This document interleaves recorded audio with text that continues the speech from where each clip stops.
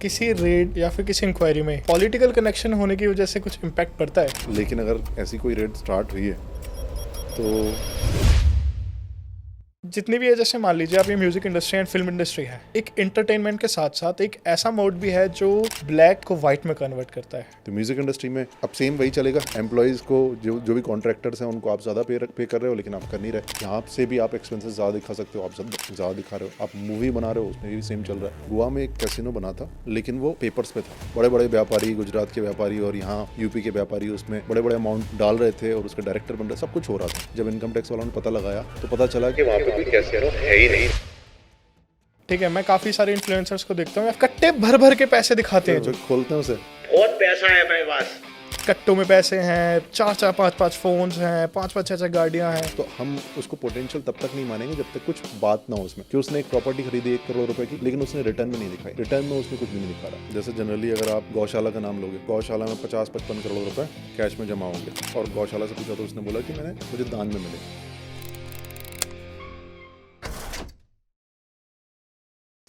जितनी भी है, जैसे मान लीजिए आप, ये music industry and film industry है, ये एक एंटरटेनमेंट के साथ साथ एक ऐसा मोड भी है जो ब्लैक को वाइट में कन्वर्ट करता है। ठीक है, बट ये चीज़ें लाइक आम आदमी हो गया या फिर हम जैसे लोग हो गए, हम लोगों को नहीं पता। ठीक है, बट क्या आप लोग इनकम टैक्स और लाइक आप जो इस प्लेटफॉर्म पे बैठे हुए हैं जहाँ से आप इन सारी चीज़ों को पकड़ रहे हैं, तो आप लोगों तक ये चीज़ कैसे पहुँचती है एंड आपके क्या लाइक कैसे आप इस चीज़ को टैकल करते हैं? देखो, पहले थोड़ा बता देता हूँ कि मोड क्या चल रहा है ना, मॉडस ऑपरेंडी क्या होता है। तो ये जो मॉडस ऑपरेंडी है ये हर फील्ड में चल रहा है। जैसे म्यूज़िक इंडस्ट्री में ऐसा हो रहा है कि आप कोई ऐसा इवेंट करते हो, जिस इवेंट में आप बहुत सारे टिकट्स बेचते हो, लेकिन बहुत सारे टिकट्स ऐसे ही बेचते हो जो कि आप दिखा रहे हो कि मैंने बेचे हैं, एग्जैजरेट करके अमाउंट दिखा रहे हो। तो बेसिकली वो क्या रहा है, एक बिज़नेस है, एक बिज़नेस की कुछ इनकम है और कुछ एक्सपेंसेस हैं। अब वो इनकम टैक्स कैसे बचा सकता है? या तो वो दिखाए कि मेरी इनकम कम हो रही है, लेकिन इनकम जितनी होती है उतनी लगभग पता चल जाती है, या तो वो कैश में ले रहा हो तो बात अलग है, फिर उसको भी घुमाना पड़ेगा। दूसरा तरीका है कि एक्सपेंसेस इतने दिखा दो कि इनकम तो मेरी ज़्यादा है लेकिन मेरे खर्चे बहुत ज़्यादा हो गए। तो अब खर्चे ज़्यादा दिखाने के लिए क्या करना है, ऐसी एक्टिविटीज़ करो जो कि करी नहीं है, या फिर की हैं तो फिर सस्ते में की थी लेकिन महंगे में दिखा दिया। अब किसी को अगर पेमेंट करना है तो पेमेंट आपने उसे करना था कम, लेकिन आप दिखा रहे हो कि मैंने उसे पेमेंट ज़्यादा किया। और इसलिए इनकम टैक्स में एक लिमिट भी सेट की हुई है कि भाई 10,000, 12,000, 15,000, इससे 10,000 रुपये की लिमिट है कि अगर 10,000 में अगर आप कोई बिज़नेस ट्रांजैक्शन करते हैं तो 10,000 से ऊपर आप कैश में नहीं करेंगे। आप तो वो लोग क्या करते हैं, अब जैसे आपको मैं कुछ स्कूल्स का एग्जांपल देता हूँ। स्कूल्स में दिखा देंगे कि बहुत सारा स्टाफ है, बहुत सारा जो स्टाफ है वो सारे के सारे 9,000, 5,000 रुपये सैलरी ले रहे हैं। अब वो तो वो कैश में कर सकते हैं, तो इसको ट्रैक करना मुश्किल हो जाता है। तो मॉडस ऑपरेंडी सब जगह यही है कि एक्सपेंसेस दिखाओ, बोगस एक्सपेंसेस, या फिर एग्जैजरेटेड अमाउंट के एक्सपेंसेस दिखाओ। तो म्यूज़िक इंडस्ट्री में वही है, अब सेम वही चलेगा। एम्प्लॉयज़ को जो भी कॉन्ट्रैक्टर्स हैं उनको आप ज़्यादा पे कर रहे हो, लेकिन आप कर नहीं रहे। आप किसी भी की सर्विसेज ले रहे हो, मान लो आप ऑडिटोरियम बुक कर रहे हो, आप इवेंट बुक कर रहे हो, इवेंट में जितनी भी सारी चीज़ें जहाँ से भी आप एक्सपेंसेस ज़्यादा दिखा सकते हो आप ज़्यादा दिखा रहे हो। आप मूवी बना रहे हो, उसमें भी सेम चल रहा है। आप बिज़नेस कर रहे हो, उसमें भी सेम चल रहा है। गोवा में एक कैसीनो बना था, लेकिन वो पेपर्स पे था। तो बड़े बड़े व्यापारी, गुजरात के व्यापारी और यहाँ यूपी के व्यापारी उसमें बड़े बड़े अमाउंट डाल रहे थे और उसके डायरेक्टर बन रहे, सब कुछ हो रहा था। ठीक है, तो उन्होंने इधर से पैसा डाला। जब इनकम टैक्स वालों ने पता लगाया तो पता चला कि वहाँ पे कोई कैसीनो है ही नहीं, या फिर कैसीनो के नाम पे अब 2 कमरे बना दोगे तो फिर तो अब कितना सारा वो अमाउंट जो है ना वो दिखा रहे हैं। अब वो पैसा यहाँ से भेजा कि हम तो इन्वेस्ट कर रहे हैं, लेकिन घूम फिर के कैसे आएगा, हवाला से या फिर कैसे भी वापस। तो ये सेम चल रहा है। ये सिर्फ म्यूज़िक इंडस्ट्री नहीं है, ये हमारे आसपास भी हो रहा है। छोटा दुकानदार भी यही कर रहा है। एंड लाइक इस तरह के जितने भी केसेस हैं, इनमें से आपको लाइक जैसा आपने कसिनो को बताया, दैट्स अ रियली कि किसी को नहीं पता है कि वहाँ पे कसिनो है भी या नहीं भी, लाइक ऑन पेपर जो चीज़ है वो चीज़ है। तो आपके एक्सपीरियंस में अब तक लाइक जो अब तक का सबसे अनयूजुअल और ये सबसे शॉकिंग इंसिडेंट हुआ हो कि भाई like no one can think about it even, कि भाई सोचा भी नहीं जा सकता, लाइक हम जैसे आम आदमी तो बिल्कुल भी नहीं सोच सकते जिस चीज़ के बारे में, तो ऐसा कोई इंसिडेंट? अब एग्जैक्टली ऐसा इंसिडेंट तो पिन पॉइंट नहीं कर पाऊँगा, लेकिन थोड़ा सिमिलर चीज़ें बताता हूँ कि जो कि आम आदमी जनरली उसका दिमाग वहाँ पर जाता नहीं। जैसे जितने भी अपने गोल्फ क्लब्स हैं इंडिया में, गोल्फ क्लब्स में एंट्री किसकी होती है? अगर आपके पास में पहुंच अच्छी है, आप इमेजिन कर सकते हो गोल्फ क्लब में आपकी एंट्री हो जाएगी, एलीट क्लब्स हैं या फिर आपको जितने भी उसके लिए हाई मोटी टिकट फीस भी क्लाइंट्स देनी हैं, पड़ेगी, यस। है ना। जनरली आपको ये बोला जाएगा कि गोल्फ क्लब की मेंबरशिप बंद हो चुकी है, लेकिन फिर भी उसमें लोग हैं, है ना। तो जितने भी गोल्फ क्लब्स हैं, हॉर्स राइडिंग क्लब्स हैं, ये सारे के सारे क्लब्स अपने आप को ये शो करते हैं कि हम तो एक एनजीओ हैं, हम तो चैरिटेबल काम कर रहे हैं। लेकिन अगर आप इनकम टैक्स में चैरिटेबल की डेफिनेशन देखोगे और इन जनरल अपने बोलचाल की भाषा में क्या होता है, चैरिटेबल का मतलब है ये जो सबके लिए, पब्लिक एट लार्ज के लिए अवेलेबल हो, लेकिन गोल्फ क्लब तो नहीं होते, है ना। तो गोल्फ क्लब क्या करते हैं, वो अपने आप को चैरिटेबल इंस्टीट्यूट प्रूव करते हैं। अब गोल्फ क्लब में अगर सारे के सारे अमीर जा रहे हैं तो उनके जो वकील होते हैं वो भी बहुत पहुँचे हुए लेवल के रहते हैं। तो वो इस तरह से केस तैयार करते हैं कि देखो, वो एक्ट में लूप होल ढूंढने की कोशिश करते हैं कि देखो ये सारे के सारे लोग आए, इन्होंने मेंबरशिप फ़ीस दी, और इस स्पोर्ट को बढ़ाने के लिए, जो कि नहीं बढ़ सकता है वैसे, इस स्पोर्ट को बढ़ाने के लिए हमने ये पूरा मैदान बनाया हुआ है, हम ये एक्टिविटीज़ कर रहे हैं, हमने यहाँ इस स्पोर्ट के को बढ़ाने के लिए हम ये कर रहे हैं। तो वो जो स्पोर्ट को बढ़ाना है, गोल्फ को बढ़ाना है, उसको चैरिटेबल माना जा सकता है। लेकिन ये टकरा रही है उससे कि भाई पब्लिक एट लार्ज तो इन्वॉल्व ही नहीं है ना। तो फिर वो उसमें बहुत सारी बातें बोलेंगे कि नहीं हम यहाँ पे इवेंट भी करते हैं, हम ये भी करते हैं, हम वो भी करते हैं, कभी कभी पब्लिक मेंबरशिप तो सभी के लिए खुली रहती है, लेकिन क्या होता है कभी कभी क्लोज हो जाती है मेंबरशिप फ़ीस। फिर वो जस्टिफाई करते हैं कि देखो यहाँ पे जो गाड़ियाँ चल रही हैं, यहाँ पर हमने क्लब बनाया हुआ है, उसके मेंटेनेंस के लिए इतनी तो ज़रूरत पड़ती है। तो ऐसे करके गोल्फ क्लब हो गया चैरिटेबल, हम उसको रिजेक्ट करते हैं, हम नहीं मानते उसे, अच्छा ऑर्डर बनाते हैं, कोर्ट में जाता है, कोर्ट में जाकर फिर वो टूट जाता है। बट द थिंग इज, जो चैरिटी है, जो चैरिटी वर्ड है, वो खुद में एक ऐसी चीज़ है। चैरिटी जनरली ज़रूरतमंद इंसान के लिए आप चैरिटी कर रहे हो। लाइक फॉर एग्जांपल, ठीक है, आपने कोई अनाथ बच्चों के लिए अनाथालय खोल दिया, गायों के लिए गौशाला खोल दी। But charity golf club, like we are in Gurgaon, and Gurgaon एक ऐसी जगह है जो पूरी की पूरी golf estate, golf course road, golf course extension, ये चीज़ हम लोगों को बहुत सुनने को मिलता है। एंड हमें लगता है कि लाइक ये गोल्फ क्लब्स हो गए, तो ये तो एक हाई क्लास लोगों के लिए, एक हाई स्टैंडर्ड लोगों के लिए वो एक जस्ट एंटरटेनमेंट सोर्स है। बट हमें लिटरली हम नहीं सोच सकते कि ये एक चैरिटी भी है यार, या एक एनजीओ, वो खुद को प्रूव कर रहे हैं। एंड क्या वहाँ पे भी फिर ये सारी चीज़ें होती हैं, लाइक पैसा ब्लैक से वाइट, या फिर इस तरह के 2 नंबर के कोई भी काम जिससे। अगर 2 नंबर के काम करने होते हैं लोगों को, तो वो दूसरी तरह के एनजीओज खोलते हैं। जैसे मान लो कि कोई एजुकेशनल इंस्टीट्यूट खोल लिया जिसमें 10 बच्चे आ रहे हैं, लेकिन दिखा रहे हैं कि हम तो पता नहीं कितने बच्चों को उसमें, क्योंकि होता क्या, जब हमारे पास केसेस आते हैं ना, हमारे पास एप्लीकेशंस आ रही हैं एनजीओज की, ट्रस्ट्स की, और 1 महीने में हमें करीब 70 एप्लीकेशंस को डिस्पोज ऑफ करना है, जो हमारी टाइम लिमिट है, ठीक है। और हर महीने ऐसी एप्लीकेशंस आए जा रही हैं। अब आप सोचो कितना कम टाइम होगा हमारे पास एक एप्लीकेशन के ऊपर दिमाग लगाने का। तो अब कितने ऐसे केसेस होंगे जिनमें हम वहाँ जाकर चेक कर सकते हैं कि वहाँ पर क्या हो रहा है। तो फिर हम क्या करेंगे, हम यहाँ से उनको लेटर लिखते हैं कि भाई क्या क्या रीजंस हैं जिनकी वजह से आपको चैरिटेबल माना जाए। वो वहाँ से रिप्लाई करते हैं, उस लेटर से जितना मैक्सिमम डिडक्ट कर सकते हैं डिडक्ट कर पाते हैं। ज़्यादा से ज़्यादा 1-2 केसेस में जिनमें हमें लगता है बहुत पोटेंशियल केसेस हैं, उनमें वेरिफिकेशन कर लेते हैं, लेकिन बहुत सारे केसेस उसमें ऐसे निकल जाते हैं। तो वो आपको ना चाहते हुए अप्रूव करने पड़ते हैं जैसे, या फिर आप उनको डिसमिस करते हैं। अगर हम उसमें वेरीफाई करने के लिए जाएं, अगर हम उसमें पूरी दम लगा दें, तो हो सकता है हम उनको अप्रूव ना करें, तो हो सकता है उनमें बहुत सारी कमियां निकाल लें। लेकिन टाइम की कमी की वजह से, रिसोर्सेज की कमी की वजह से हम फिर ये मान के चलते हैं कि अगर इंसान 50% चैरिटी भी कर रहा है, दिखा रहा है कि हाँ बच्चे आ रहे हैं, और सच में आ रहे हैं, 10 नहीं आ रहे तो 5 तो आ ही रहे हैं, तो इसका मतलब ये है कि ठीक है। क्योंकि जितने भी लोग हैं वो as a human being selfish होता है। अगर फिर भी अगर वो 50% किसी का बेनिफिट दे रहा है, तो हम फिर वो मानकर उनको, हाँ। एंड लाइक जैसे मान लीजिए आपने बताया कि जितने भी एजुकेशनल इंस्टीट्यूट्स हैं, ठीक है, इनके थ्रू चीज़ें होने लग रही हैं। But like apart from it, जो हम लोगों को लगता है कि हाँ इन एनजीओज़ में तो ऐसा कुछ हो ही नहीं सकता, या फिर ऐसे भी कोई एनजीओज़ होते हैं जिनके अंदर कि भाई आपकी और हमारी एक्सपेक्टेशंस के अलावा भी लाइक चीज़ें हो रही होती हैं।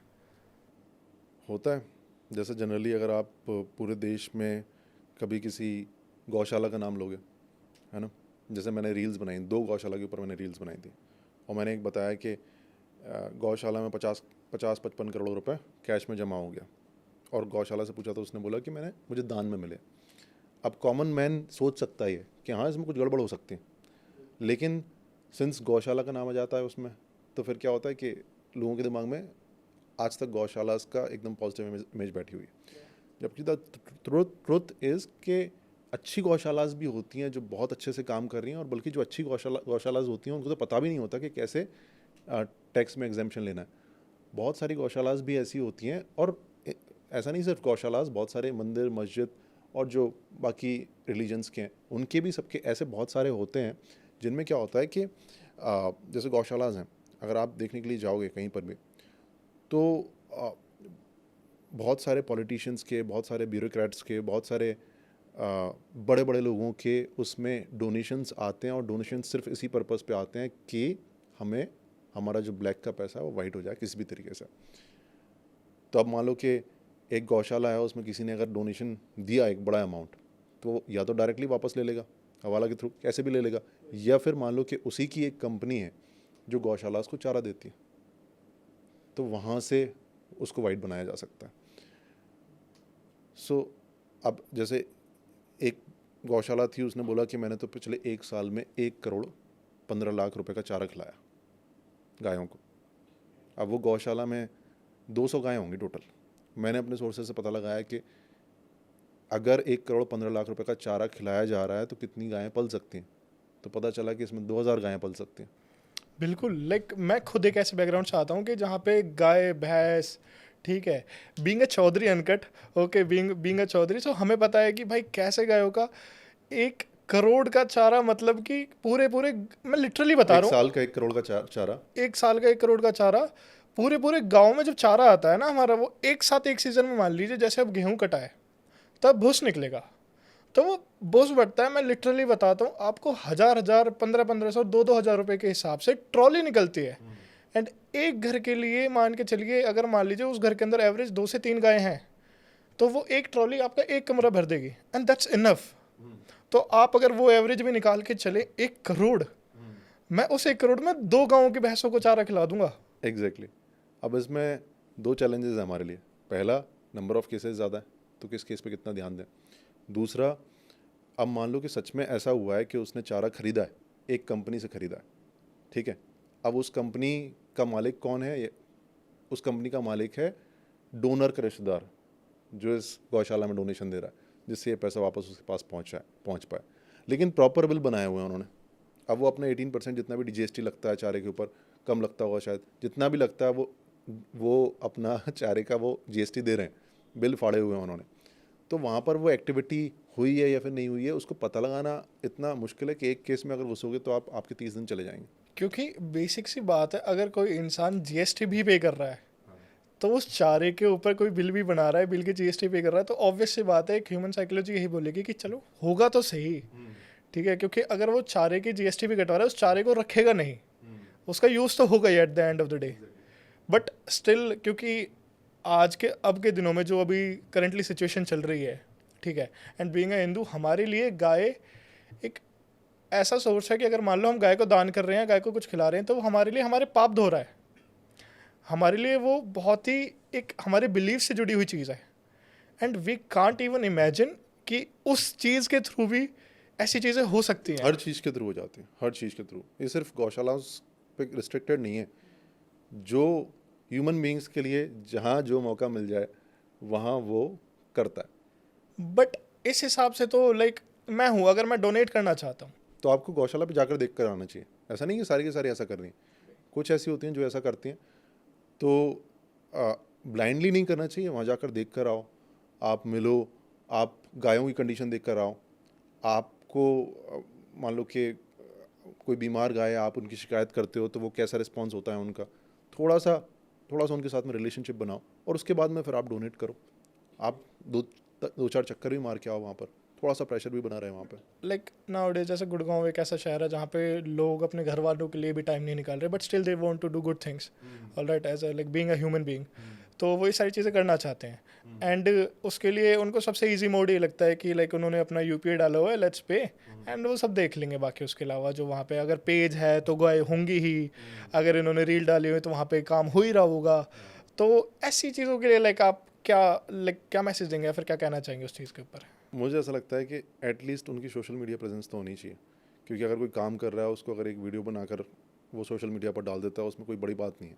अगर वो इतना भी नहीं कर रहा है तो इसका मतलब कुछ ना कुछ तो ऊपर नीचे चीज़ें होंगी, क्योंकि ज़रूरी नहीं वीडियो में बोलना ही हो, बस यही दिखाना होता है कि गाय का इलाज चल रहा है, ये चारा आ गया गाय का, इतनी गायें खड़ी हुई हैं, कम से कम इतना तो बता सकता है कि इतने जानवर हैं यहाँ पर। जैसे पीपल फार्म्स अगर आपने सुना है, पीपल फार्म्स, एंड एक और है मेरा भी उसके नाम से आया, मैं कल ही उसकी रील देख रहा था, ठीक है, लाइक इट्स पेज का नाम तो ट्रैवल एंड टेस्ट करके है उसका, but he is doing really great thing, ठीक है, क्योंकि इवन उसने ना प्रॉपर एनजीओ भी नहीं बनाया स्टार्टिंग में। मैं ये मानता हूँ कि अगर आप पहले ही प्रॉपर एक पक्की नींव रख के एंड एक प्रॉपर एनजीओ बना रहे हैं, प्रॉपर एक फाउंडेशन खड़ी कर रहे हैं, फिर उसके अंदर एक हॉस्पिटल बना रहे हैं, मुझे नहीं लगता कि उसका main goal eight the end of the day वही होगा कि मैं सिर्फ और सिर्फ गायों की अच्छाई के लिए कर रहा हूँ। उसका मोड ऑफ कंडक्ट कुछ और है, या फिर उससे वो बेनिफिट कुछ और लेना चाह रहा है, तभी वो इतना इन्वेस्ट कर रहा है। क्योंकि मैंने जिस लड़के की रील देखी थी कल, उसने बिल्कुल अपने खेतों के अंदर वो उन्हीं गायों के गोबर से दीवारें बना रहा है, उन्हीं से लाइक उसने अभी भी लाइक 20 से 25 गाय रखी, उन सबका इलाज चल रहा है, छोटे छोटे पिल्ले हैं उनका इलाज चल रहा है, उन्होंने सबका नाम, एंड पर डे वो अपडेट देता है कि आज इस गाय का ये हुआ है, आज इस गाय का ये हुआ है, आज इसका ये इलाज चल रहा है।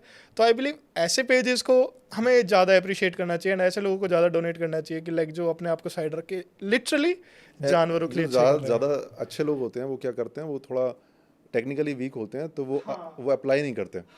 अब उनके पास 12A का रजिस्ट्रेशन नहीं है, उनके पास ATG का रजिस्ट्रेशन नहीं है, तो कोई डोनेट नहीं करेगा उनको, क्योंकि टैक्स में फिर बचत के लिए लोग डोनेट करते हैं, लोगों को ये भी चाहिए होता है, तो एक वो भी इशू रहता है। एंड लाइक जैसे मान लीजिए जैसे वो है, अगर जैसे मान लीजिए मैं हूँ, मुझे नहीं पता कि कैसे मैं एक एनजीओ खोलूँ या फिर कुछ कैसे स्टार्ट करूँ, ठीक है, बट मैं करना चाहता हूँ तो मैं जैसे स्टार्ट कर देता हूँ। मैं गायों को पालना, लाइक जानवरों को खिलाना ऐसे स्टार्ट कर, जैसे गुड़गांव में बहुत सारी ड्राइव्स चलती हैं। गुड़गांव में बहुत सारे ऐसे लोग हैं जो पर डे जितने भी स्ट्रीट डॉग्स हैं उनको खाना खिलाने आते हैं, ठीक है, एंड कोई भी स्टार्ट कर सकता है वो चीज़।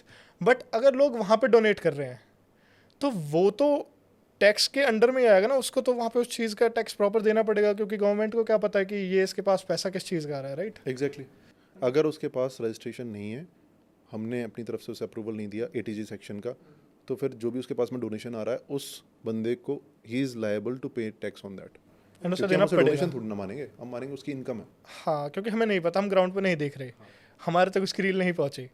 तो ऐसे लोगों को आप बोलना चाहोगे कि please register if you are doing good things? हाँ बिल्कुल, बल्कि अब तो बहुत आसान हो गया रजिस्ट्रेशन। आप किसी भी CA से बात करके अपनी NGO में जो भी आप काम कर रहे हैं, अगर जितने भी लोग जेन्युइन लोग काम कर रहे हैं ना, आपको बस वो एप्लीकेशन देनी है। अब एग्जैक्टली सेक्शन जो है ना, वो इसलिए मैं बोल रहा हूँ कि इसलिए आप एक कोई CA वगैरह करके उससे अप्लाई करवाना, क्योंकि लोग गलत सेक्शन में अप्लाई कर देते हैं। तो आप जब अप्लाई करो बस अपने प्रूफ्स लगाओ, अपने फ़ोटोज़ लगाओ, अपने सोशल मीडिया की प्रेजेंस जो भी हैं उनके लिंक्स वगैरह दो, आप अपने पिछले 2 साल में क्या किया है आपने वो सब बताओ। मतलब अगर कोई मेजर आप गलती नहीं कर रहे होगे ना, तो बड़े आसानी से आपको NGO में रजिस्ट्रेशन मिल जाएगा, अगर आप जेन्यून हो तो। क्योंकि हम तो वेट करते हैं जेन्यून केसेस का, हमें बहुत खुशी होती है। मैं आपको बताता हूँ, मैं और मेरे सीनियर्स हम बैठे होते हैं और जब कोई अच्छी एप्लीकेशन आती है ना, हम कितने अच्छे से बात करते हैं उनसे। एक चंडीगढ़ में एक ब्लाइंड्स के लिए ऑर्गेनाइजेशन है, एक और लड़का है जो कि उसका काम क्या है, वो पुरानी बुक्स देता है, बांटता है, गरीब बच्चों के लिए पुरानी बुक्स बांटता है, CBSE की या फिर कोई भी सिलेबस की। तो ऐसे लोग जब ऑफिस में भी आते हैं तो बहुत अच्छा लगता है, हमें भी एक सेटिस्फेक्शन मिलती है कि यार हम कुछ अच्छा काम कर रहे हैं, कि आपका भी उसके अंदर कंट्रीब्यूट है उन चीज़ों को अप्रूव करने में। एंड लाइक जैसे ये सोशल मीडिया वाला पार्ट है, इससे लाइक बहुत सारी चीज़ें हैं, ठीक है। मैं काफ़ी सारे इन्फ्लुएंसर्स को देखता हूँ या फिर काफ़ी सो कॉल्ड इन्फ्लुएंसर्स को देखता हूँ जो सोशल मीडिया पे लाइक लिटरली मैं बताता हूँ आपको, पैसे रख लेते हैं, कट्टे भर भर के पैसे दिखाते हैं जो खोलते हैं उसे। हाँ, लाइक मैं ऑनेस्टली बता रहा हूँ, ठीक है, I just don't want to say any name, ठीक है, कि टेबल पे पैसे बिछा रखे हैं, ठीक है, लाइक कट्टों में पैसे हैं, 4-4 5-5 फोन्स हैं, 5-5 6-6 गाड़ियाँ हैं, एंड लिटरली कैश है, ठीक है। आप देख के भी बता सकते हो वो कम से कम वहाँ पे 5 से 6 करोड़ रुपए रखे हुए हैं। तो ऐसी चीज़ों को इनकम टैक्स मॉनिटर करता है। एग्जैक्टली ऐसे मॉनिटर नहीं करते हम। मान लो कि अगर यही बंदा अब इस पैसे को खर्च करेगा, और जब खर्च करेगा उसने कैश में कहीं पेमेंट किया, ये सारा पैसा उसने बैंक अकाउंट में डाल दिया, सारा नहीं, मान लो कि 20 लाख एक बार में डाल दिया, उसने कोई, अब इस पैसे के लिए हो सकता है वो प्रॉपर्टी खरीदेगा, और प्रॉपर्टी उसने 30-50 लाख रुपए की एक सिंगल प्रॉपर्टी खरीद दी। अब ये सारी की सारी इन्फॉर्मेशन हमारे पास में आती है, ये जब खर्च होगा इन्फॉर्मेशन आएगी, फिर वो पोटेंशियल केसेस सिलेक्ट होते हैं। क्योंकि देखो ऐसे पता नहीं कितने लोग होंगे, अभी तो सोशल मीडिया पे दिख रहे हैं, सोचो अब इनकम टैक्स वालों के हिसाब से सोचो, पूरे देश में इतने सारे लोग हैं, कुछ ना कुछ हर कोई इंसान कर रहा है, तो उसमें से हम क्या करेंगे, हम पोटेंशियल केसेस को सिलेक्ट करेंगे जिनमें ज़्यादा धांधली होने के चांसेस हैं। तो अब अगर ये बंदा ऐसा कर रहा है, टेबल पे पैसे तो हम उसको पोटेंशियल तब तक नहीं मानेंगे जब तक कुछ बात ना हो उसमें, कि उसने एक प्रॉपर्टी खरीदी 1 करोड़ रुपए की, लेकिन उसने रिटर्न में नहीं दिखाई, रिटर्न में उसने कुछ भी नहीं दिखा रहा, उसने कैश डिपॉजिट किए जा रहा है लेकिन वो रिटर्न में कुछ नहीं दिखा रहा, उसने शेयर्स खरीद लिए बेच लिए लेकिन रिटर्न में कुछ नहीं दिखा रहा, लाइक जो रिटर्न टैक्स टर्म पे है। नहीं कर रहा basically. Okay, tax paying. Return का मतलब ये है कि रिटर्न में दिखाया तो टैक्स पे करना पड़ेगा ना। अगर टैक्स पे नहीं करोगे रिटर्न में, तो फिर जस्टिफाई करना पड़ेगा क्यों नहीं कर रहे हो, कि भाई ये प्रॉपर्टी खरीद ली है, सॉरी ये प्रॉपर्टी बेच दी है और अब दूसरी खरीद ली है इसकी जगह, इसलिए टैक्स पे नहीं कर रहे, ये आपको दिखाना पड़ेगा। तो अगर उस बंदे ने इस पैसे का जो कुछ भी किया और उसके बाद में रिटर्न में नहीं दिखा रहा, टैक्स पे नहीं कर रहा, तो वो पोटेंशियल केस अपने आप सिलेक्ट होकर कहीं ना कहीं हम तक पहुंचेगा। देन तब ये चीज़ें यूज़ आती हैं। तब ये चीज़ें यूज़ आती हैं सोशल मीडिया। हाँ, फिर तब हम देख सकते हैं कि वो 5 करोड़ रुपए तुमने दिखाए थे, बताओ वो कहाँ से, क्या बात है, वो कहाँ से आते हैं। अभी हम मान लो कि किसी इंस्टाग्राम यूज़र ने मैसेज कर दिया, मुझे भी आया था मैसेज ये कि सर देखो ये रील बना रहा है और उसने इतने पैसे रखे हुए हैं, बोरी से, वो बोरी वाला एग्जाम्पल ही बता रहा हूँ मैं आपको। अब वो आया, लेकिन अब मुझे क्या पता उस बंदे ने कहाँ से वो पैसे उठा के लाया है, उधार लेकर आया है, मैं उसके पास में पहुँचूँ, जनरली ऐसे नहीं पहुँचते, लेकिन मैं आपको एग्जांपल से बता रहा हूँ, मैं उसके पास में पहुँचूँ, हाँ भाई कहाँ से आए पैसे, उसने बोल दिया मेरे चाचा जी ने मुझे उधार दिए हैं। अब आप क्या करोगे, तो आप चाचा जी के बारे में पूछोगे कि हाँ चाचा जी इतना उधार दे सकते हैं क्या, चाचा जी बड़े आदमी हैं, दे सकते हैं, तो केस ख़त्म। एंड लाइक ऐसा भी हो सकता है वो माइट भी कि वो खाली सोशल मीडिया पे फ्लेक्स कर रहा हो कि मेरे पास ऐसा ऐसा पैसा है, बट लिटरली क्या पता उसने वो बैंक से निकाल के लाया हो, या उसके पास अकाउंट्स बड़े हो, या फिर कोई बैंक लिंकिंग हो, ठीक है, कॉर्पोरेट चल रहा हो, कुछ भी हो सकता है। मोस्ट प्रॉब्ली ये होगा कि वो कैश का कोई काम करता होगा, कि लोगों का कैश लिया, हवाला का काम कर रहा हो सकता है, ऐसा भी हो सकता है। एंड जो ये फाइनेंसिंग थिंग होती है, फाइनेंसर्स होते हैं जो फाइनेंस करते हैं, तो इन लोगों के पास जो इतना बड़ा अमाउंट सेक्शन होता है, ठीक है, जो ये लोगों को फाइनेंस कर रहे होते हैं, तो ये लोग आपके क्राइटेरियाज में नहीं आते। फाइनेंसर्स किस तरह से? जैसे मान लीजिए कि गुड़गांव में मैं कोई प्रॉपर्टी ले रहा हूँ, मेरे पास पैसा नहीं है, या फिर मैं कोई प्रोजेक्ट स्टार्ट कर रहा हूँ, एंड मुझे एक फाइनेंसर मिला, वो बोल रहा है कि ओके मैं आपको इतना पैसा दे दूंगा बट मुझे रिटर्न्स में ये चाहिए। बट वो फाइनेंसर, एक तो फाइनेंसर्स वो हो गए जो बिल्कुल लेजिट हैं, जिनके पास वेंचर्स हैं, वेंचर कार्ड्स हैं, वेंचर रजिस्ट्रेशन है, जो वेंचर्स में पैसा लगा रहे हैं, ठीक है, प्रोजेक्ट्स के अंदर, ठीक है। बट वहीं पे कुछ ऐसे लोग भी हैं, ठीक है, जो पैसा दे रहे हैं, एंड वो पैसा कौन से मोड से आ रहा है। जैसे वो मूवी आई थी जिसमें वो अपना कोई तो कौवा बिरयानी वाला जो नहीं था, उसके पास में जाते हैं और वो बोलता है इतना पैसा मैं तुम्हें दूंगा, है ना। तो अब ऐसे, अब जो अपना कौवा बिरयानी वाला जो एक्टर है, उसका नाम याद नहीं आ रहा मुझे, सॉरी, वो जो उसने कैश दिया, बंदे ने कैश ले लिया, है ना, ये ट्रांजैक्शन इनकम टैक्स वालों को कभी पता ही नहीं चलेगा, क्योंकि कैश आया कैश गया, है ना। लेकिन अब इस कैश का कुछ तो होगा ना, इधर वाला बंदा जिसने कैश लिया है वो उस कैश को कहीं ना कहीं लगाएगा। जब ये कैश कहीं ना कहीं बैंकिंग चैनल्स में आएगा ना, तो फिर आइडिया लग जाता है, प्रॉपर्टी खरीदो, कहीं तो इन्वेस्ट करो, किसी चीज़ के लिए तो कैश यूज़ किया होगा, तब आपसे क्वेश्चन पूछा जाएगा कि आपके पास ये पैसा आएगा। तब रडार में आ जाता है। फिर देखते हैं कि पोटेंशियल केस है कि नहीं, फिर उसको नोटिस भेजते हैं। और ये जो बंदा दे रहा है कैश में, इसने कैश में देने के लिए कुछ ना कुछ तो किया होगा, कैश जनरेट कैसे हुआ, उस पॉइंट से फिर यहाँ पर अपने पास में इंफॉर्मेशन आ सकती है। लाइक जैसे जो अभी हमने प्रॉपर्टीज़ का एग्जांपल दिया आपने कि प्रॉपर्टी खरीदते हैं, गुड़गांव करंटली सबसे ज़्यादा बूमिंग हब है in terms of real estate, ठीक है। यहाँ पे आई कैन से कि अभी जहाँ हम बैठे हैं, यहाँ से आप थोड़ा सा लाइक अभी 2 किलोमीटर इस तरफ जाएंगे, सेक्टर 64, 5, 6 के अराउंड में, वो आज से सिर्फ और सिर्फ 8 साल पहले तक सिर्फ और सिर्फ खाली बंजर जगह थी, सिर्फ खेत थे। एंड आज वहाँ पे स्काई स्क्रैपर्स हैं बड़े बड़े, लाइक ट्रम्प टावर है, ठीक है, एंड ऐसी बड़ी बड़ी लाइक प्रॉपर्टीज़ हैं जिनका करोड़ों में, एंड वो ऐसे सडनली बूम हुई है स्पेस, ठीक है। एंड जैसे इतना बड़ा हब है ये गुड़गांव, एंड यहाँ पे सबसे ज़्यादा प्रॉपर्टीज़ में लोग पैसा इन्वेस्ट कर रहे हैं, लाइक वाइट एंड ब्लैक दोनों मोड्स में, ठीक है। तो जो ये प्रॉपर्टी वाला एक्सपेक्ट है, ये हम लोगों को नहीं पता कि like as a common man हम लोगों को नहीं पता कि लोग इतनी बड़ी बड़ी प्रॉपर्टीज़ क्यों और कैसे खरीद रहे हैं टैक्सेस से बचने के लिए। तो वो कैसे टैक्सेस से बचते हैं, ये क्या सीन होता है लाइक प्रॉपर्टीज़ के through? Basically properties market, real estate market इसलिए बूम कर रहा है क्योंकि लोगों के पास में कैश में पैसा है। और कैश में पैसा जनरली जनरेट कैसे होता है कि कोई पॉलिटिशियन है, कोई ब्यूरोक्रेट है, तो उनके पास जो कैश के जो मॉड्यूल जो बना रखे हैं उन्होंने, वहाँ से कैश आएगा। तो एक पैरेलल इकॉनमी चल रही कैश वाली, ठीक है। तो वो कैश जो है ना, अब कोई आईटी सेक्टर में जो बंदा काम कर रहा है उसके पास में कैश में नहीं आएगा, है ना, तो वो प्रॉपर्टीज़ में इन्वेस्ट नहीं करेगा, वो शेयर मार्केट में इन्वेस्ट करेगा। तो ये लोग जो है ना, ये इस कैश को ठिकाने लगाने के लिए, क्योंकि बाकी कैश का करेंगे क्या, इस कैश को ठिकाने के लिए फिर रियल एस्टेट में लगाते हैं। अब जो जिसकी प्रॉपर्टी है, जिसके पास में कैश आ गया, इन्होंने तो अपना कैश ठिकाने लगा दिया, जिसके पास में कैश आ गया वो बंदा क्या करेगा, वो बंदा ये जो कैश में पैरेलल चल रहा है इसके बारे में तो किसी को पता ही नहीं है, ठीक है। ज़रूरी नहीं कि पता नहीं है। मैं एक रेट पर ऐसा गया था जिसमें रियल एस्टेट वाले के ऊपर ही रेट पड़ी हुई थी, तो हमने क्या किया था, उसका फाइल्स चेक की थी। जब आप प्रॉपर्टी वगैरह खरीदोगे तो फिर एक फ़ाइल बनती है ना आपकी, उस फाइल में आपके डॉक्यूमेंट्स वगैरह लगे होते हैं। उन फाइलों के पीछे एक अलग कॉलम बना रखा था उन्होंने, उस कॉलम में लिखा होता था कैश में कितने लिए। तो अब हम रोज़मर्रा की ज़िंदगी में इन कैश को नहीं पकड़ सकते, लेकिन जिस दिन रेड करने जाएंगे, सर्च करने जाएंगे किसी के ऊपर, तो वो उस फाइलों में पता चलेगा। फिर हम उससे क्वेश्चन पूछेंगे कि ये जो लिखा है ये क्यों लिखा है। फिर कोर्ट में प्रूव करना पड़ेगा हमें कि हाँ ये कैश का ट्रांजेक्शन इतना होता है इनका, क्योंकि पूरा का पूरा पैटर्न बना हुआ है इनका। तो वो जो बंदा आ गया जिसके पास में कैश है, वो ज़्यादातर तो हो सकता है इनकम टैक्स वालों को पता ना चले, जब तक रेड नहीं हुई तब तक पता नहीं चलेगा। रेड तो हम ऐसे जनरली करते नहीं।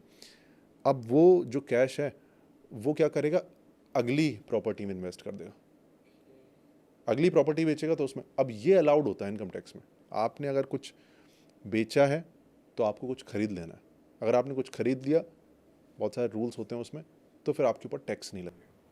यस, लाइक मैं ये वाला मेन पॉइंट था कि लाइक जैसे मान लीजिए कि एंड अगर किसी के पास एक नंबर का लाइक वाइट में पैसा है लाइक इन ऑनलाइन, तो मैं काफ़ी सारी चीज़ें लाइक नॉट कम्प्लीटली, मैं श्योर नहीं हूँ इस चीज़ के बारे में, मुझे नहीं पता, that's why I am asking कि जैसे मान लीजिए मैं एक CEO हूँ किसी बड़ी कंपनी का, ठीक है, मैंने प्रॉफिट जनरेट कर लिया बहुत अच्छे नंबर्स में, ठीक है, बट अब मुझे इस प्रॉफिट पे टैक्स देना पड़ेगा। अगर मैं इसको जनरली स्पेंड करूँगा, ऐसे करूँगा, या फिर उस पार्ट का टैक्स देना पड़ेगा। तो मैं उस टैक्स से बचने के लिए तो मैं क्या प्रॉपर्टी में इन्वेस्ट कर सकता हूँ? क्या प्रॉपर्टी का ऐसा कोई क्राइटेरिया होता है कि अगर मान लीजिए हम प्रॉपर्टी में जनरली टैक्स कम लगता है या फिर प्रॉपर्टी में टैक्स नहीं लगता? ऐसा कुछ क्राइटेरिया नहीं है कि प्रॉपर्टी में टैक्स नहीं लगता। अगर आपने प्रॉपर्टी खरीदी हुई है और आप प्रॉपर्टी को बेचोगे तो टैक्स प्रॉपर लगेगा आपका, जितना आप शेयर मार्केट में आप सोच रहे हो लगभग उतना। तो प्रॉपर्टीज़ में स्पेशल ऐसा कुछ नहीं है कि वाइट वालों के लिए बहुत कुछ फ़ायदा है। आपको मुश्किल हो जाएगा ऐसी प्रॉपर्टी ढूंढना जिसमें आपको पूरा वाइट में पैसा देना पड़े। एंड लाइक ऐसा भी है कि जैसे मान लीजिए इन जनरल मैं हूँ, एक ये हो सकता है जो मैं आपको बता रहा था, आपने कोई प्रॉपर्टी खरीदी, अब आप उस प्रॉपर्टी को बेचोगे, तो कई लोग क्या करते हैं, बीच में उस प्रॉपर्टी में इम्प्रूवमेंट दिखाते हैं कि देखो भाई मैंने खरीदी 10 लाख रुपए की, मैं बेच रहा हूँ 40 लाख रुपए की, लेकिन मैंने पिछले 10 साल में देखो इसमें कितना खर्चा भी तो किया है, मैंने ये बाथरूम बनवाई, ये तोड़वाया, वो तोड़वाया। अगर आपके पास उसके सबके बिल्स हैं जो जनरली आप रिटर्न में दिखा तो दोगे, ठीक है, कि ऐसा इतना इम्प्रूवमेंट का मेरा लगा कि 20 लाख तो इम्प्रूवमेंट का लग गया। अब हर केस को इनकम टैक्स वाले चेक नहीं करेंगे। अगर आपके पास ठीक ठाक बिल्स हैं, अगर आपके पास में ठीक ठाक प्रूफ्स हैं, तो वहाँ फिर आप टैक्स से बच सकते हो। प्रॉपर्टी में इम्प्रूवमेंट एंड लाइक जो रेड वाला पार्ट है, हाँ, क्या इनकम टैक्स सिर्फ रेड मारती है? लाइक क्योंकि हमारा पॉइंट ऑफ व्यू ऐसा हो चुका है, लाइक जैसे हमने रेड मूवी देखी, ठीक है, स्पेशल 26 देखी, ठीक है, ऐसी बहुत सारी मूवीज है जिनके अंदर लाइक ये जो इनकम टैक्स ये बहुत ही ज़्यादा फैसिनेटिंग सा लगता है हम लोगों को कि भाई आए पूरा घर उधेड़ दिया एंड उसके बाद रेड लगी एंड फिर वहाँ से चीज़ें निकल के आ रही हैं। तो लाइक इन रियल लाइफ क्या experience, like that's the real part जो मूवीज में देख रहे हैं, रियल में क्या सिनेरियो होता है लाइक इनकम टैक्स रेट्स के अंदर?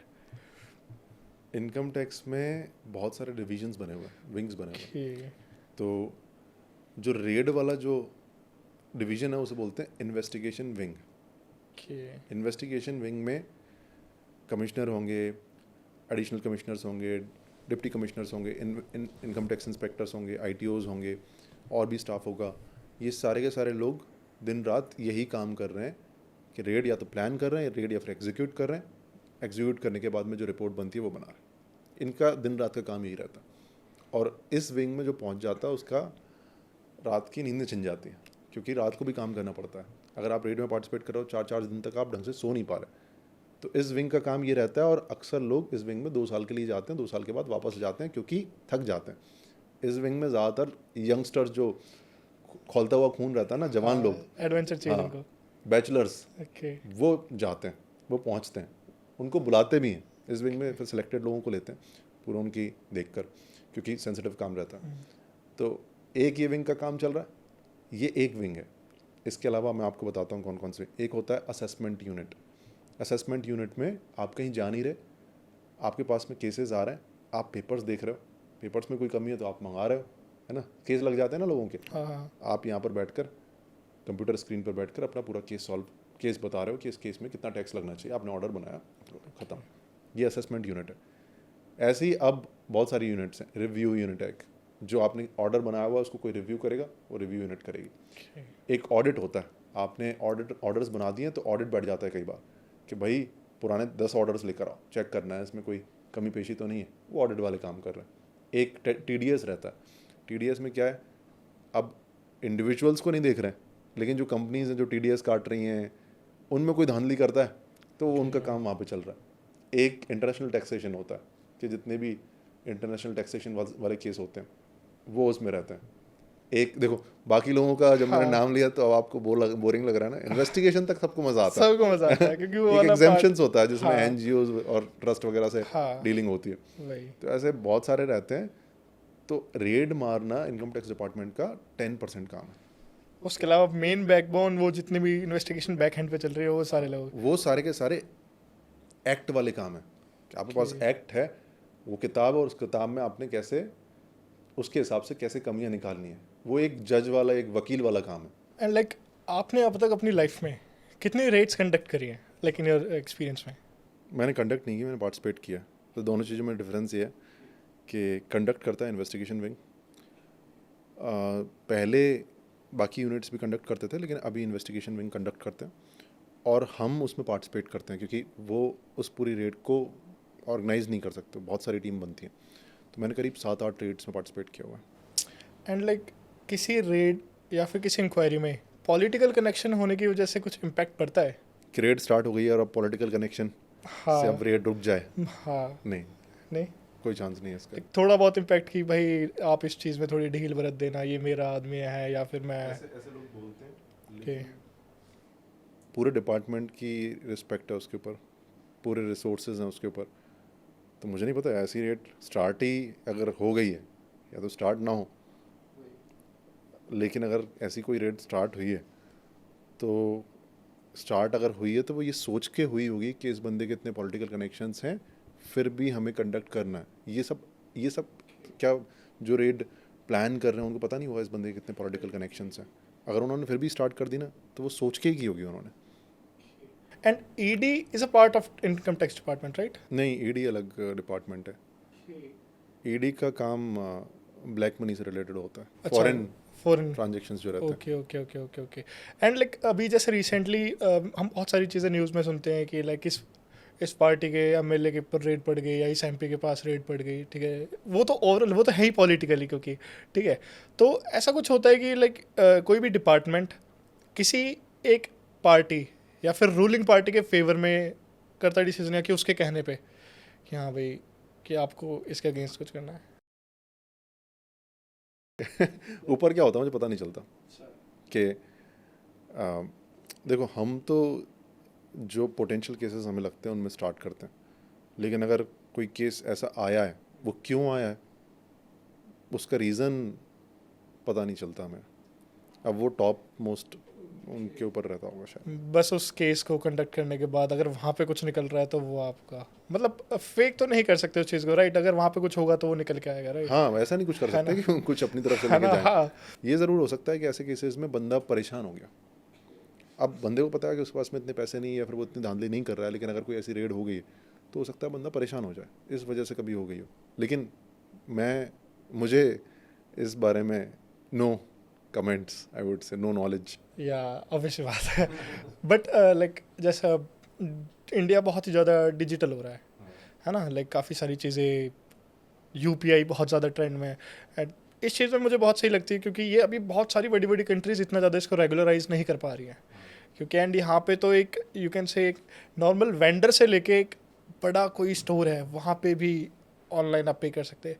तो एंड ये डिजिटल इंडिया है, इसकी वजह से क्या आपके डिपार्टमेंट को या फिर इस टैक्स इन्वेजन थिंक इस चीज़ के अंदर कि क्या लग रहा है आपके लिए ये चीज़ें ईजी हुई हैं इस चीज़ को ट्रैक करना या फिर टफ हो गई हैं? ईजी हो गई। पहले इन्फॉर्मेशन मिलना भी ईजी हो गया। जितनी ज़्यादा चीज़ें फाइनेंशियल बैंकिंग सिस्टम से होंगी, जितने कैश से हम दूर जाएंगे, उतना ज़्यादा हमें इन्फॉर्मेशन बहुत ज़्यादा मिलती है, बहुत अच्छी इन्फॉर्मेशन मिलती है। और अगर इन्फॉर्मेशन मिल जाए और उसमें फिर क्या क्या हुआ है ट्रैक करना भी बड़ा आसान रहता है। जो फाइनेंशियल सिस्टम में आ गया उसको आसानी से ट्रैक किया जा सकता है, उसमें कोई दिक्कत नहीं है। जहाँ कैश चल रहा है वहाँ दिक्कत आती है बस। तो आप अप्रिशिएट करेंगे इस चीज़ को कि like that's a good thing? मैं तो अप्रिशिएट करूँगा। या क्योंकि वो तो आपके लिए इजी एंड लाइक एक आपके लिए टफ काम भी मैं बता सकता हूँ। लाइक जो अब जैसे मैं एक कॉमन इंसान हूँ, ठीक है, तो मुझे लग रहा है कि यार इस जगह पे कुछ ना कुछ तो गलत हो रहा है, तो मैं इस चीज़ को आपको कैसे इन्फॉर्म करूँगा विदाउट इवन सस्पिशन कि हाँ भाई आप मेरा नाम, या फिर चलो ठीक है बट मैं आपको कैसे बताऊँगा कि ये चीज़ प्लीज़ एक बार देखिए सर, यहाँ पे मुझे लग रहा है कि कुछ तो गड़बड़ है। सिर्फ इतना नहीं, यहाँ अपनी ड्यूटी इतनी है कि यहाँ मुझे लग रहा है गड़बड़ है, लेकिन सामने वाले को आप ऐसे नहीं बोल सकते ना ये गड़बड़ है अब आप चेक कर लो। अब सामने वाला बैठा हुआ अपने 50 केसेस की फाइलों में दबा हुआ, और उसको भी पता है कि 50 मार्केट में गड़बड़ चल रही हैं, लेकिन टाइम का भी कमी है, नंबर ऑफ़ केसेस बहुत ज़्यादा हैं। तो फिर आप सिर्फ गड़बड़ बोलोगे तो फिर काम नहीं चलेगा। आपको बताना पड़ेगा कि कौन से अकाउंट में गड़बड़ चल रही है, कौन से ईयर में गड़बड़ हुई थी, कौन सा फाइनेंशियल ट्रांजेक्शन है जिसमें आपको लग रहा है, कौन कौन से इसके इनकम सोर्सेज हैं। थोड़ा इतनी हेल्प कर दो कि बाकी हम संभाल लें। तो ऐसे मतलब हम इशारा नहीं करना, इन्फॉर्म हेल्प कर करना। सकते हैं। इन्फॉर्म कर सकते हैं डेफिनेटली। टीईपी होती है, टैक्स एविजन पटिशन होती है, वो जनता फाइल करती है, और इसको आप अपने नियरेस्ट जो इनकम टैक्स जहाँ का भी वो आपको केस लगा, गुड़गांव केस है, गुड़गांव के ऑफिस में, या फिर जहाँ का भी आपको जो केस लगता है ना, वहाँ पर वो टीईपी बेसिकली अपनी कंप्लेंट या फिर कंप्लेंट इन्फॉर्मेशन आपको वहाँ जाकर देकर आनी है इन रिटर्न फॉर्म।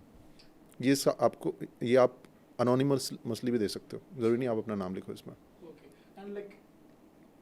दम होना चाहिए लेकिन उसमें। ऑब्वियसली बात है कि ऐसा हो गया कि आपको भी टाइम्स पे अगर इन्वेस्ट कर रहे हो तो कुछ तो निकलेगा रिटर्न में। एंड लाइक तब से मुझे एक चीज़ आई कि जैसे मान लीजिए बहुत ही इंटरेस्टिंग, मुझे तो बहुत इंटरेस्टिंग लग रहा है अभी दूर से कि हाँ भाई वाओ आप इतनी सारे केस फाइलिंग की, चारों तरफ पैसे ही पैसे, ठीक है। बट ऐसा कौन सा मोमेंट या फिर केस जो आपको बहुत सेटिस्फेक्शन देता हो या फिर आपको बहुत बढ़िया लगता हो कि ऐसे केस तो आने चाहिए मेरे पास? मुझे सबसे ज़्यादा सेटिस्फेक्शन मोमेंट वो लगता है जिसमें मैं जो एक्ट का जो इंटेंशन है ना, इनकम टैक्स एक्ट का जो इंटेंशन है उसको पूरा कर दूँ। एक इंटेंशन मैं आपको बताता हूँ एक्ट का क्या है। जितने भी मंदिर, मस्जिद, रिलीजियस इंस्टीट्यूशंस हैं, इनको एटीजी नहीं दी जाती जनरली। एटीजी मतलब मान लो कि अगर किसी को सेक्शन एटीजी में अप्रूवल मिल जाता है तो उसको कोई भी डोनेट करेगा तो उसको टैक्स में छूट मिलेगी, ठीक है। जैसे एनजीओज होते हैं, इनकी इनकम पर टैक्स नहीं लगता है क्योंकि ये चैरिटेबल काम कर रहे हैं, ठीक है, दिखा रहे हैं, भंडारे कर रहे हैं, सब कुछ कर रहे हैं। लेकिन इनको हम एटीजी का अप्रूवल नहीं देते हैं कि लोग इनको डोनेट करें पैसे बचाने के लिए, टैक्स बचाने के लिए, ठीक। अब ये एक छोटी सी चीज़ है। मुझे सबसे ज़्यादा सेटिस्फेक्शन मोमेंट वाला मेरा ये है कि जब मैं कोई सामने सीए बैठा हो, एडवोकेट बैठा हो, और उसको मैं समझा पाऊँ कि क्यों ऐसा है। जनरली क्या होता है कि अब जैसे मेरे पास मैं ऑफिस में था, एक सीए साहब आए, एडवोकेट थे, अब वो बड़े पहुँचे हुए थे, तो उनको बड़ा कॉन्फिडेंस था कि नहीं ऐसा, तो वो हावी होने की कोशिश करते हैं। वो बता रहे थे कि देखो मंदिर में इतना अच्छा काम होता है, देखो जो भी अपने रिलीजियस इंस्टीट्यूशंस हैं इनमें इतना अच्छा काम होता है। लेकिन एक्ट में साफ साफ लिखा हुआ है कि जितना भी अच्छा काम हो मंदिर में, जो भी आप कर रहे हो, आप पूजा पाठ कर रहे हो, अच्छी बात है, लेकिन अगर आप पूजा पाठ को चैरिटेबल एक्टिविटी नहीं मान रहे, आरती करने को चैरिटेबल एक्टिविटी नहीं मान रहे, खाना खिला रहे हो लोगों को, भंडारा कर रहे हो, इसलिए आपने देखा होगा मंदिरों के पास में मैस होती है, लोग वहाँ खाना खा सकते हैं सस्ते में, है ना, भंडारे होते हैं और भी बहुत सारे कार्यक्रम करते हैं। वो क्यों करते हैं? जिससे उनको ATG मिल जाए। अब उसमें कंडीशन रहती है कि ये सारे जो काम कर रहे हो ना आप, ये पूजा पाठ के जितने भी काम है, ये 5% ही होने चाहिए उसमें, उस पर 5% ही खर्चा हो, ठीक है। हाँ, तो अब वो जैसे एडवोकेट साहब मुझे समझा रहे हैं कि नहीं बहुत अच्छा काम करता है, चैरिटेबल कर रहा है, थोड़ी बहुत पूजा करता है, तो आप जस्टिफाई करो ना कि 5% ही करता है, तो फिर वो ऐसा कोई मोमेंट आता है जिसमें मैं समझा पाऊँ कि एक्ट के पीछे क्या इंटेंशन रही होगी, किसी एडवोकेट को समझा पाऊँ, जबकि वो अपने क्लाइंट को बचाने की कोशिश कर रहा हो, जबकि उसे लगता है कि नहीं वो बहुत समझदार है। इस पर बहुत नेगेटिव कमेंट आने वाले हैं, वो बोलेंगे देखना भी कि नहीं इनकम टैक्स वालों को कुछ नहीं आता है। ऐसा एडवोकेट्स वगैरह को बहुत नॉलेज होती है, CA वालों को बहुत वास्ट नॉलेज होती है, लेकिन अगर मैं एक सीट पर बैठा हुआ हूँ, अगर मैं NGO वाली सीट पर बैठा हूँ जिस पर सिर्फ रजिस्ट्रेशन का काम हो रहा है और मैं अगर उसे 2 साल से कर रहा हूँ, तो फिर मैं किसी भी एडवोकेट को काउंटर कर सकता हूँ।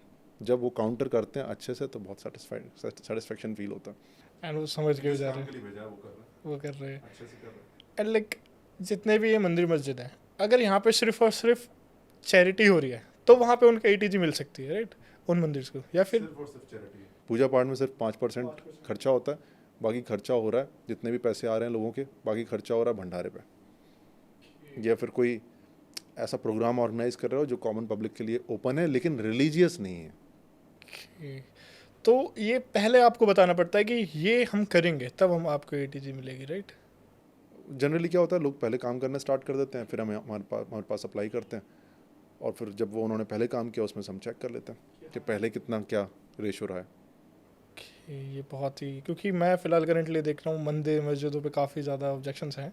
एंड आपको इस पूरे टेक में लाइक मंदिर मस्जिद गुरुद्वारे, ठीक है, तो आपको क्या लगता है कि कौन सा इंस्टीट्यूशन या फिर कोई भी जो प्लेटफॉर्म है जो बहुत सही, लाइक आपकी नज़रों में, लाइक आपके पॉइंट ऑफ व्यू से, लाइक लिटरली ह्यूमन कॉज के लिए एक अच्छा काम कर रहा है?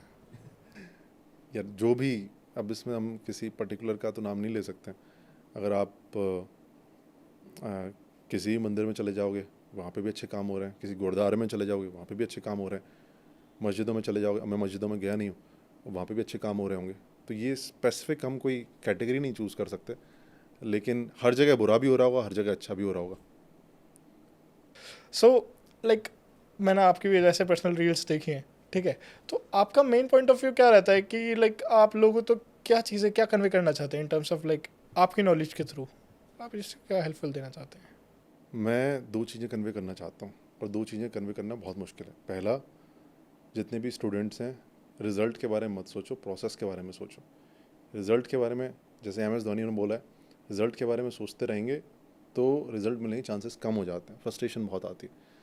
हमारी वो ट्रेनिंग ही नहीं हो पाई प्रोसेस के बारे में सोचने की, प्रोसेस से फ़ंड डिराइव करने की।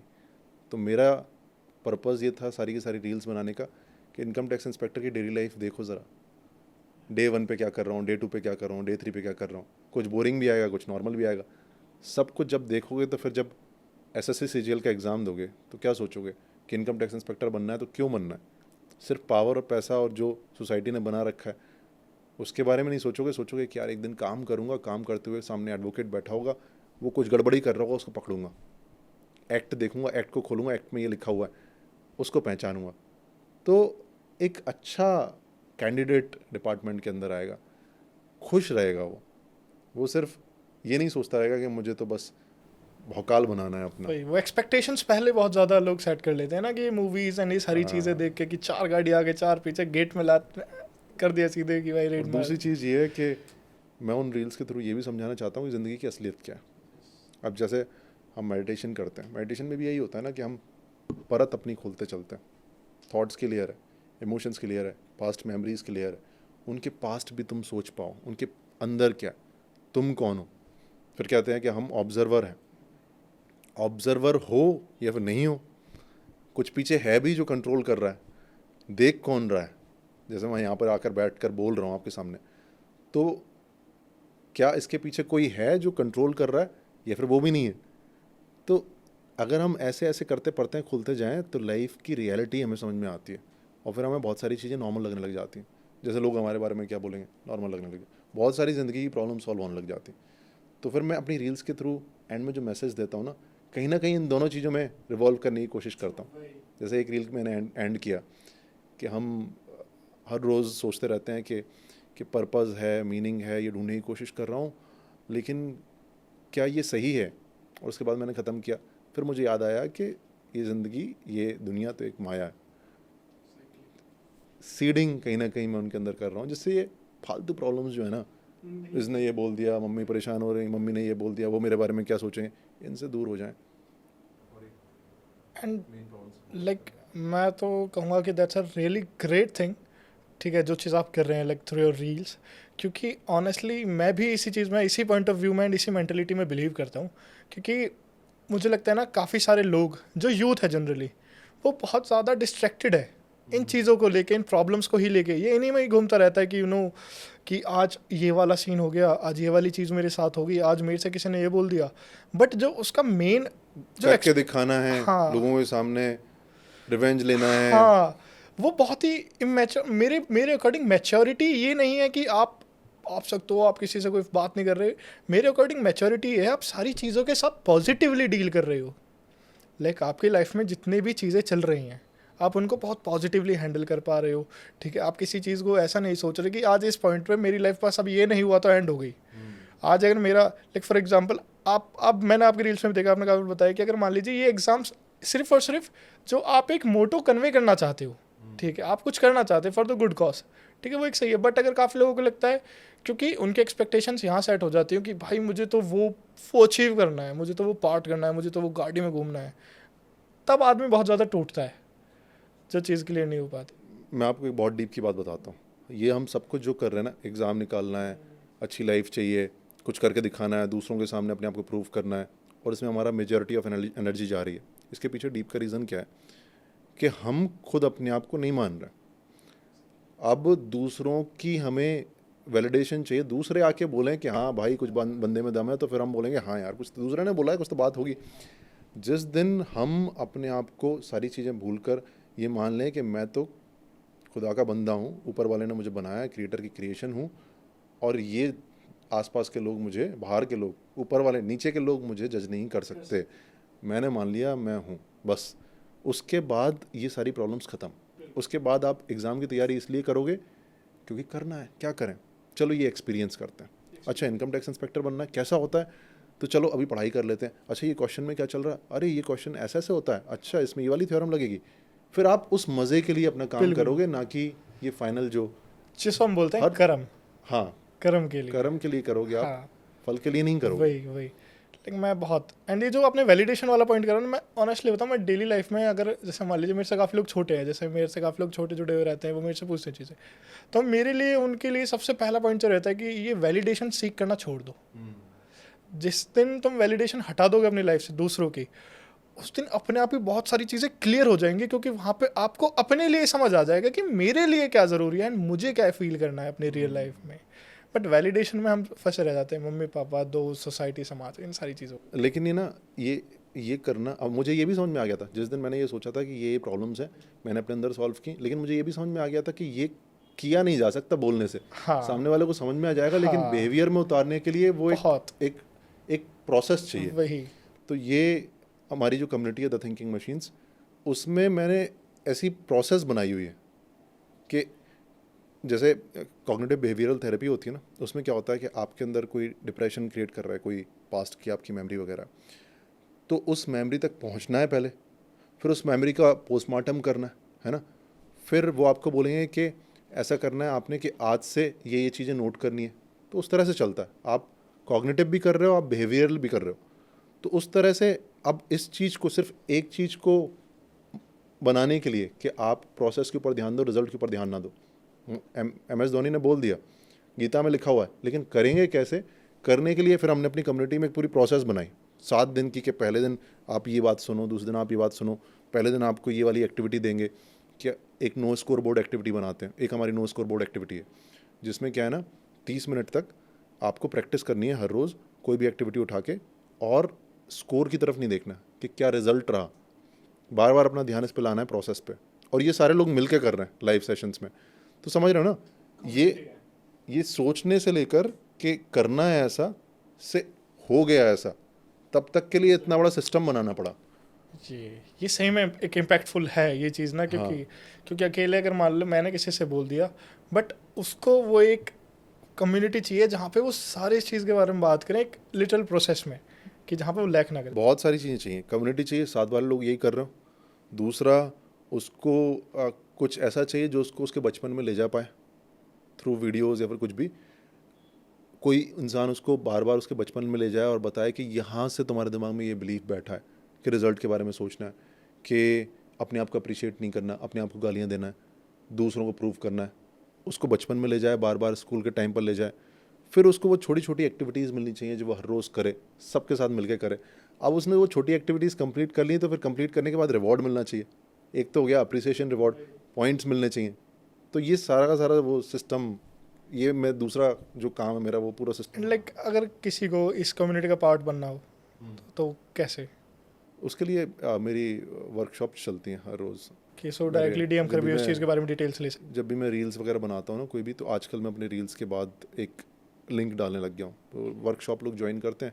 वर्कशॉप में पहले मैं समझाता हूँ कि वो ये जो मैं आपको थोड़ा शॉर्ट में बताया ना मैंने, कि किसी भी चीज़ एक्शन के पीछे एक्चुअल रीज़न क्या है। वो रीज़न मोटिवेशन विल पावर नहीं है, वो रीज़न ये है कि बचपन को कोई बिलीफ बैठा है। फिर वो उनको वो समझाता हूँ, फिर बताता हूँ कि इस बिलीफ को अब तोड़ना कैसे है, पूरी प्रोसेस बताता हूँ। फिर कम्युनिटी के हम उस कम्युनिटी के अंदर पूरे हम इसी प्रोसेस को फिर इम्प्लीमेंट करते हैं। So guys, I just want to recommend that's a really great part if you want to, क्योंकि I believe और ये 3.5 साल 4 साल हो गए हैं मुझे ये करते करते, बनाते बनाते, स्टूडेंट से फीडबैक ले लेके, अब जाके वो पूरा सामने आ पा रहा है। so just I just want to say join for once कि एक बार देखो, क्योंकि ये रियलिटी है लाइफ की। हम जिस चीज़ में फंसे हुए हैं वो रियलिटी नहीं है लाइफ की, तो वो समझनी बहुत ज़रूरी है। हमारे यूथ का क्या है ना, मोटिवेशनल स्पीकर्स ने दिमाग घुमा दिया। हाँ, बहुत ज़्यादा। यूथ का ऊपर हमारे पूरे लोगों का दिमाग ऐसा घुमा हुआ है, उनको अब आदत पड़ गई है। किस चीज़ की आदत पड़ गई है? कि कुछ उपाय मिल जाए, चींटी को खाना खिला दो, आसान उपाय, जल्दी करो, ख़त्म हो जाए। उनको शॉर्टकट्स चाहिए, क्योंकि उनको लॉन्ग कट मतलब कुछ अच्छा long cut, effective long cut, तो पता ही नहीं है। मोटिवेशनल स्पीकर्स ने उनको ऐसे बिठा दिया, तुम कर सकते हो, बस ये है और बस ये कर देना है, और अंदर से जोश आ जाता है, आंसू आ जाते हैं, 4 दिन बाद खत्म। बस 4 दिन बाद लिटरली लेकिन मोटिवेशन। इंपॉर्टेंस मिलता है उसमें, ऐसा लगता है कुछ बात है मुझ में, तो वो चक्कर है। ये डिफरेंस है डिसिप्लिन एंड मोटिवेशन में। ये आप वाला पार्ट डिसिप्लिन सिखाता है, लाइक कि हाँ लिटरली लाइफ कैसे वर्क कर रही है, how things are really going on inside you and outside you. Discipline भी एक इशू है, मैं बताता हूँ। डिसिप्लिन में भी जब आप सोच रहे हो ना कि मोटिवेशन अलग है, डिसिप्लिन अलग है। मोटिवेशन में भी आप अपनी विल पावर को यूज़ कर रहे हो, डिसिप्लिन में भी आप अपनी विल पावर के ऊपर ही डिपेंडेंट हो। तो वही एक इशू है। जब तक आप अपने आप को फोर्स करोगे ना चीज़ों के लिए, तब तक बात नहीं बनेगी। आप अपने अंदर से बिलीफ चेंज करोगे ना। जिस दिन आपके अंदर ये बिलीफ पड़ गया कि यार मुझे तो प्रोसेस में मज़ा आता है, मुझे रिजल्ट मज़ा नहीं आता, जिस दिन आपके अंदर ये बिलीफ पड़ गया कि काम को परफेक्ट करना ही ज़रूरी नहीं है, उसको इम्परफेक्टली भी कर सकते हैं, ज़रूरी नहीं है, उसको करना ज़रूरी है, थोड़ा बहुत ऊंच नीच चलती है, इट्स ओके।